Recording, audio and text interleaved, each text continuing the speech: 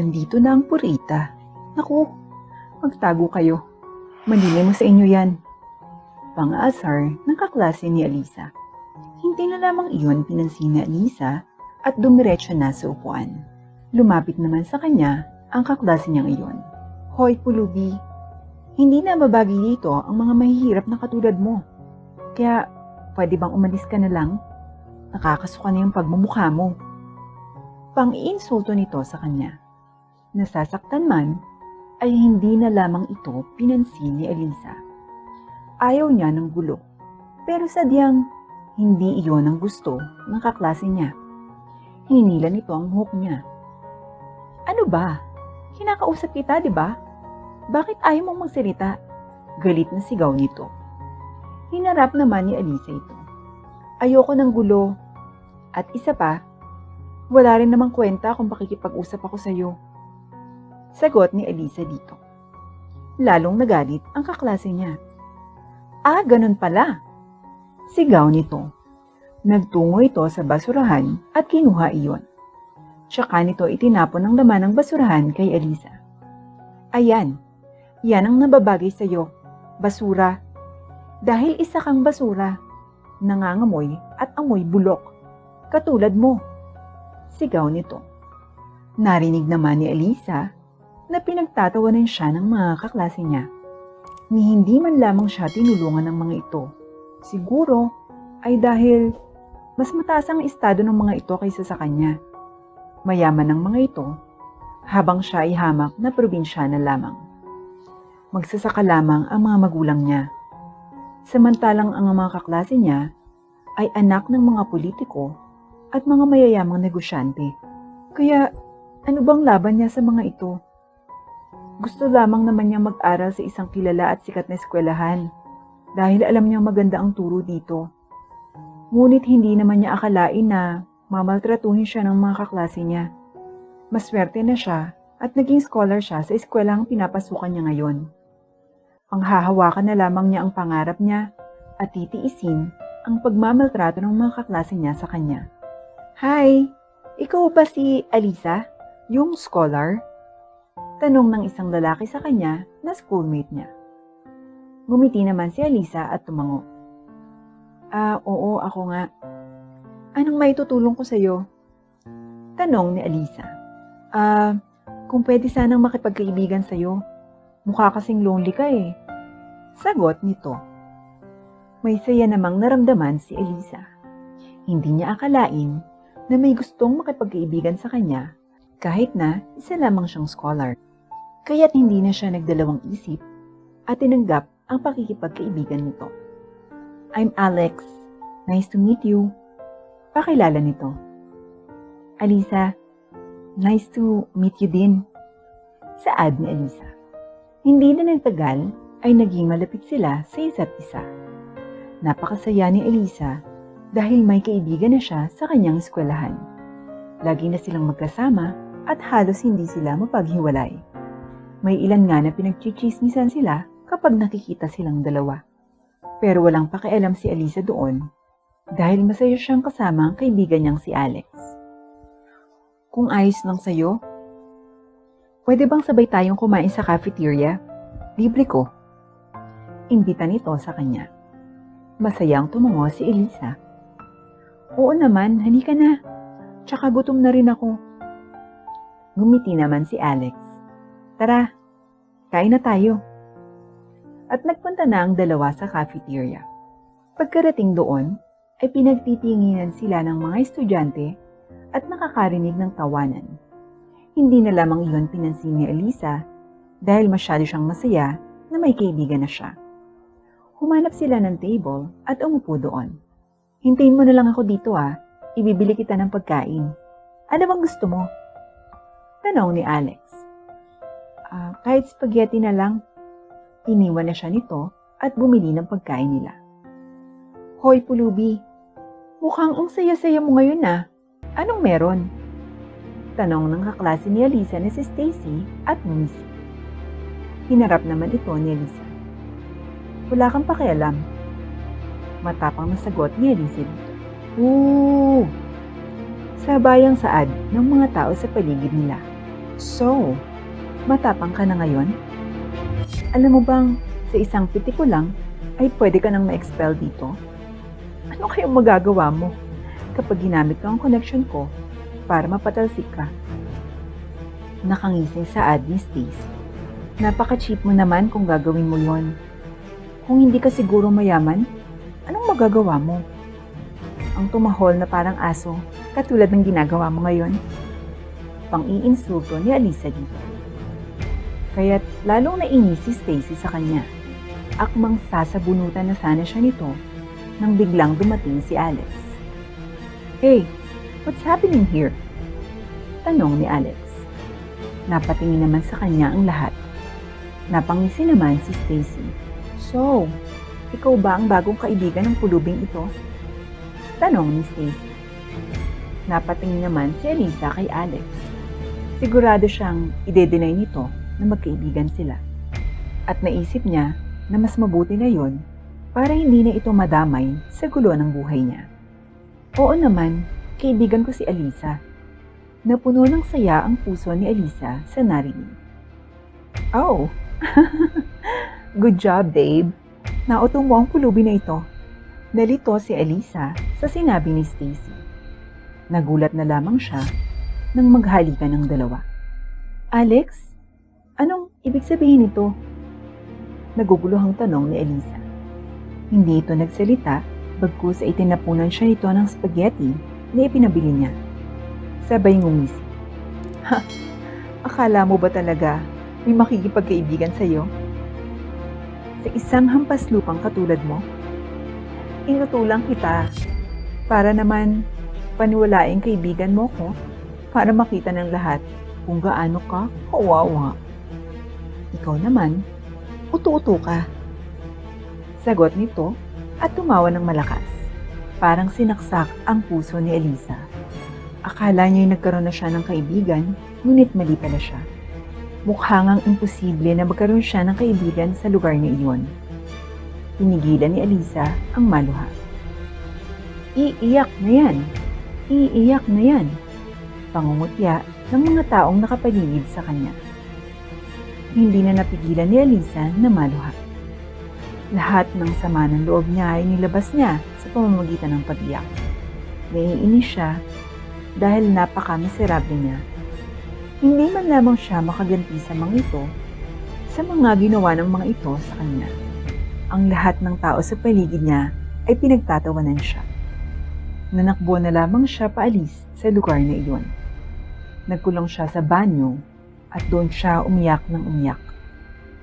Siguro nga ay hindi nababagay ang katulad niyang mahirap sa isang napakaganda at kilalang eskwelahan. Nanliliit siya sa kanyang sarili.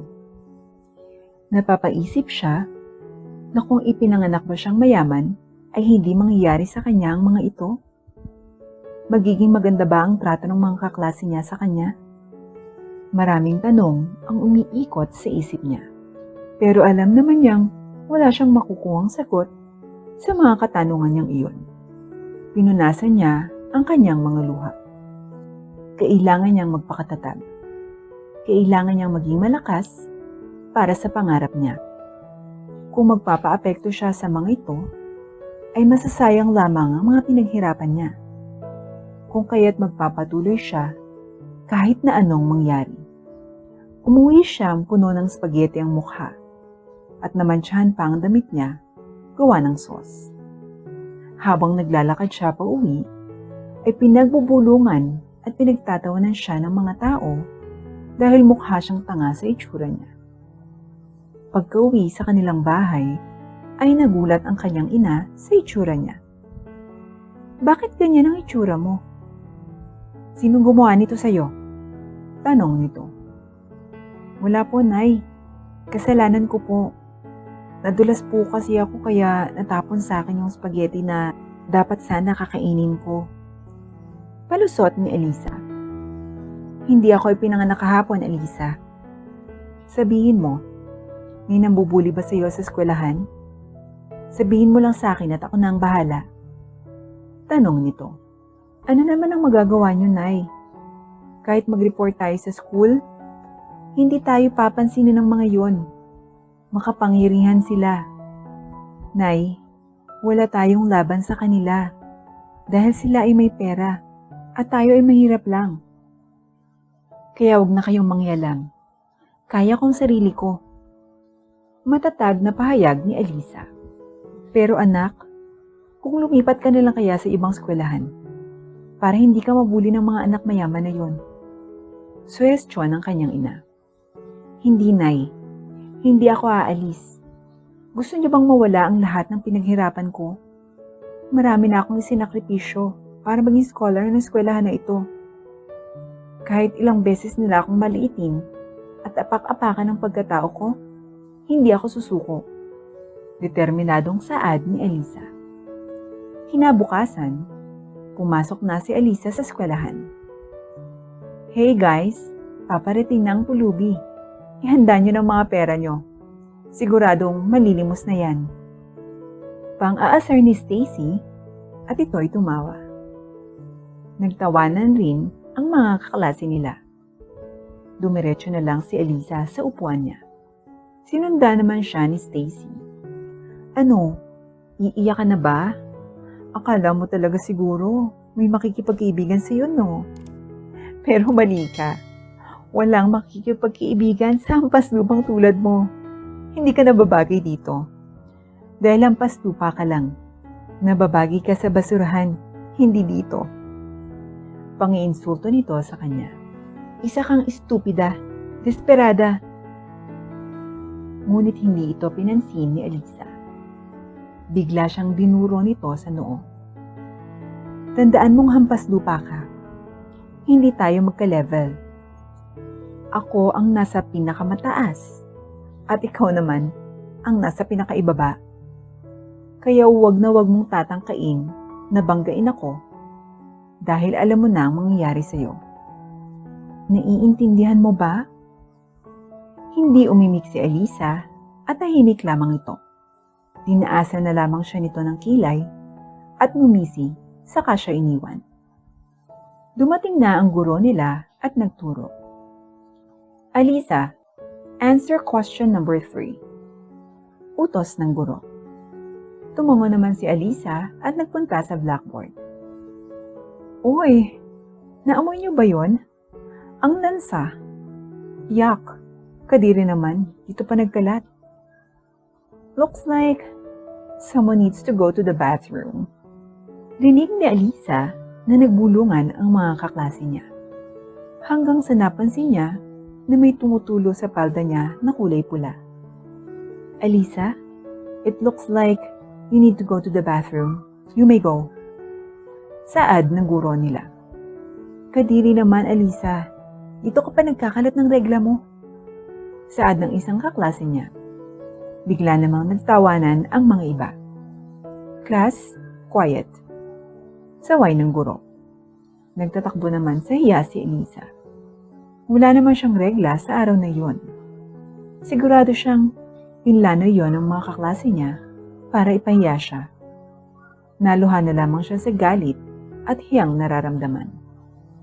Dumiretso siya sa banyo para linisin ang palda niya na may bahid ng dugo at hindi niya alam kung dugo ba iyon ng hayop. Oh, look! Nandito ang hampas lupa. Gusto mo bang tulungan ka namin? Tanong ni Stacy. Sinamaan naman ito ng tingin ni Alisa. Hindi na kailangan. Sagot ni Alisa. Oh, don't look at me like that. Gusto ko lang namang tulungan ka. Kumuha ito ng tabo at pinuno iyon ng tubig at ibinuhos ang laman kay Alisa. Ayan, para luminis ka na. Ang lansa mo kasi. Mas malansa ka pa sa isda. Muling pang-iinsulto nito at tumawa ng malakas. Pagkatapos, ay hinila nito ang buhok niya. Kahit kailan talaga, nakakairita yung pagmumukha mo. Nakakasuka ka. Hampas lupa. Dapat magstay ka na lang doon sa bundok at mamulot ng putik. Iyon ang nababagay sa hampas lupang katulad mo. Sigaw ni Stacy sa kanya at sinampal pa siya nito. Tumawa ito ng parang baliw at nang makontento ay iniwan na siya nito. Naluha na lamang si Alisa. Naiinis siya na hindi niya malabanan ang mga ito. Naiinis siya sa sarili niya dahil wala naman siyang magawa para ipagtanggol ang sarili. Inalala ni Elisa ang lahat ng pamamahiyang ginawa ng mga kaklase niya. Hindi niya maiwasang makaramdam ng galit. Gusto niyang maghiganti sa mga ito. Pero alam niyang hindi iyon gawain ng isang mabuting tao. Ilang taon na ang nakalipas mula nang mangyari ang mga iyon. Nagkaroon ng reunion party at charity event. At lahat ng kaklase ni Elisa noon ay imbitado at kabilang siya rito. Isang engrandeng party ang inihanda. Hindi lamang ang mga dating kaklase ni Elisa ang bisita. Marami ring mga sikat at mga milyonaryo ang imbitado sa party. Hey guys, ang gaganda nyo na ngayon ah. Kumusta naman kayo? Tanong ni Stacy sa mga dating kaklase. Well, eto okay lang. Nakapag-asawa na ng mayaman. I'm quite annoyed nga dahil nasa milyon lang kinikita niya. He can't even buy me a Gucci bag. Reklamo ng dati niyang kaklase. Napatawa naman si Stacy. Well, too bad for you. Ako naman, pinamana na sa akin ni Daddy ang company niya. And I'm earning millions. So, hindi ako namumroblema pagbili ng mga luxury items. Pagmamayabang ni Stacy. Halata namang nainggit ang mga dating kaklase niya. Oh wait, naalala niyo pa ba yung probinsyanang hampas lupa na kaklase natin dati? For sure, mahirap pa din siya ngayon. Sigurado, nagpupulot na siya ng mga putik sa bundok. Saad ni Stacy at tumawa. Nagtawanan din ang mga dating kaklase niya. Oh my God, isn't she the probinsyana? Napatingin naman ang lahat sa pagdating ni Elisa. Nakasuot siya ng isang designer dress, branded na bag at sapatos, at mga mamahaling alahas. Ang mga kilalang pinakamamahal na mga brand sa mundo ay ngayon ay suot-suot na ni Elisa. Oh my God, is she wearing a Gucci dress and shoes? And a Louis Vuitton bag? Hindi makapaniwalang tanong ng mga ito. Tumaas naman ang kilay ni Stacy. Hindi maaaring bigla na lamang yumaman ang dating hampas lupa ng noon. Nilapitan niya si Elisa para pahiyain ito. Wow, ang ganda mo ngayon. Tell me, saan man naman nabili ang mga fake na suot mong yan? Pang-asar nito. Ngumiti lamang si Elisa. Well, gusto mo bang patunayan ko sa iyo na original ang mga ito? Tanong ni Elisa. Ngumisi lamang si Stacy. At paano naman? May kinuha si Elisa sa bag niya at isinampal kay Stacy ang makapal na salansa ng pera. Sapat na ba yan para patunayan ko na kaya kong bumili ng original branded clothes? Saad ni Elisa. How dare you? Inis na saad ni Stacy. Akma na siyang sasampalin ni Stacy, pero pinigilan ito ni Elisa. Huwag mo na ulit akong babastusin dahil mas mataas na ako sa iyo. Sa isang pitik lang ng kamay ko, pwede kong sirain ang buhay mo. Pagbabanta ni Elisa dito. Ang kapal ng mukha mo. Sino ka para sabihin sa akin yan? Sigaw ni Stacy. Bigla namang nagsalita ang MC. Let's all give a round of applause to our foundress and billionaire, Miss Elisa Salcedo. Masiglang pakilala ng MC. Nagulat naman ang mga dating kaklase ni Elisa. Hindi makapaniwala ang mga ito na isa na palang bilyonarya si Elisa. Good evening everyone. I would like to welcome you all to our Thanksgiving party for Elisa Group of Companies. And to all of you who humiliated me in the past, thank you. Nabuo ko po ang Elisa Group of Companies nang dahil sa inyo. I would like to open the doors to those willing to take part in our charity event and our job fair which will happen soon. Welcome everyone and enjoy the night. Tuwang-tuwa siya dahil lahat ng paghihirap niya ay nagbunga na. Habang ang mga kaklase ni Elisa ay hindi makapaniwala na mas malayo na ang narating niya kaysa sa kanila.